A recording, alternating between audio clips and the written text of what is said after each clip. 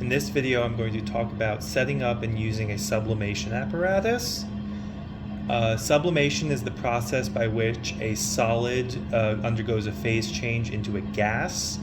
Not all solids will sublime under atmospheric pressures, but generally more volatile solids will sublime under normal conditions, standard temperature and pressure, or normal temperature and pressure, so room temperature and 1 atmosphere.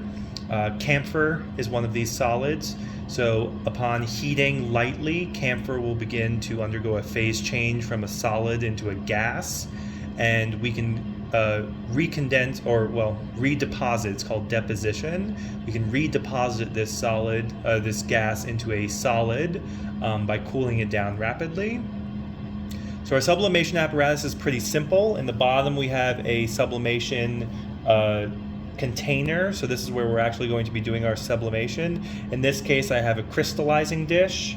It doesn't have to be a crystallizing dish. It can be a small beaker. It can be a large crystallizing dish. But generally, the more surface area we have on the bottom in contact with the heating source, water bath, hot plate, oil bath, sand bath, heating mite, the more surface area we have in contact with the heating surface, the more efficient our sublimation is going to be. On top of this crystallizing dish, I've placed a round bottom flask with ice in it. Now, depending on how hot you're heating this could be ice, this could be cold water, this could even be dry ice or a dry ice acetone bath. For camphor in particular, we're going to be heating this to around 45 to 50 degrees, which ice will be sufficient to cool it down. So I don't have camphor in there now, but what would happen is we would heat this up to about 50.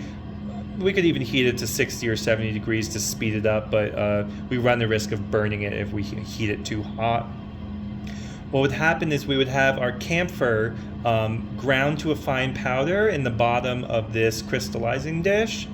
And upon heating, we would see it begin to vaporize. So this crystallizing dish would appear to fill with what looks like fog or vapor, and that's actually camphor in the gas phase. As it sublimes, it's going to move up and hit both the walls of this crystallizing dish and the cold bottom of the round bottom flask, which is cooled by ice. As it hits those two surfaces, now it turns out that just from the air cooling the room, it will begin to deposit on the sides of this crystallizing dish, but we will have a large portion of the camphor deposit on the bottom of this round bottom. So what we'll see is all around here on the bottom of this round bottom flask, we'll have crystals of pure camphor. So from a impure mixture of camphor and isoborneol and other solids, maybe over-oxidized products, we will be able to sublime just the pure camphor, and it will deposit onto the walls of the crystallizing dish and the bottom of this round bottom flask.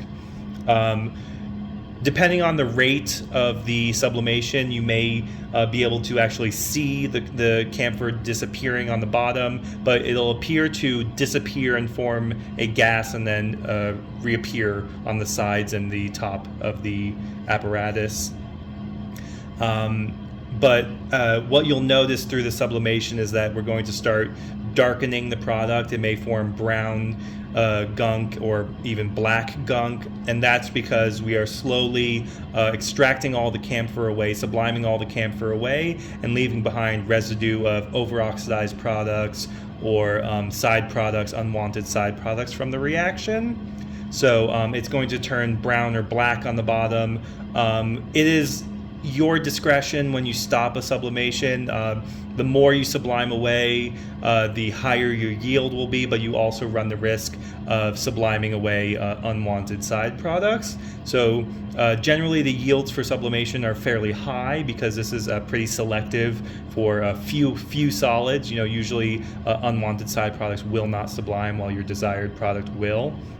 So the yields for this camphor reaction are usually going to be pretty high, and the purity will also be pretty good because only the camphor will sublime and the other products will not. So sublimation is great if you know you have a solid that you're trying to extract or separate that does have a low sublimation temperature where it can change from a solid to a gas.